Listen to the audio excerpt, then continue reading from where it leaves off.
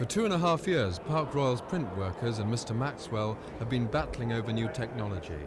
On Friday, Mr. Maxwell gave an ultimatum, and yesterday his contractors moved in to remove the factory machinery. We saw members of that company standing on the top of the presses with 14-pound sledgehammers smashing the presses so that they could not be used.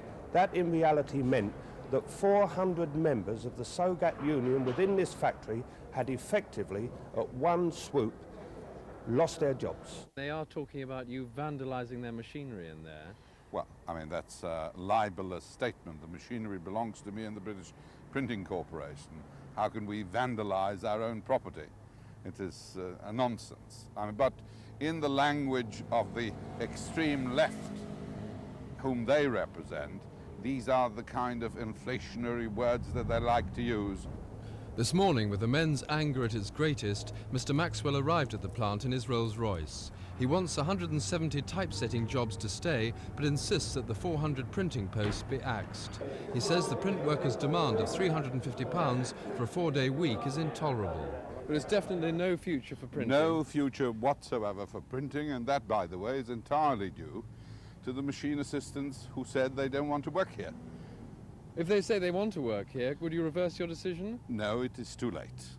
Mr. Maxwell's printing corporation now faces two problems. Will the Radio Times, now produced in Scotland and Leeds, be blacked when it reaches London? And secondly, Park Royal's 10 electricians. They've switched off the factory's power and are now sitting in the substation to prevent anyone else turning it back on. They could jeopardise the 170 typesetting jobs that Mr. Maxwell wants to keep.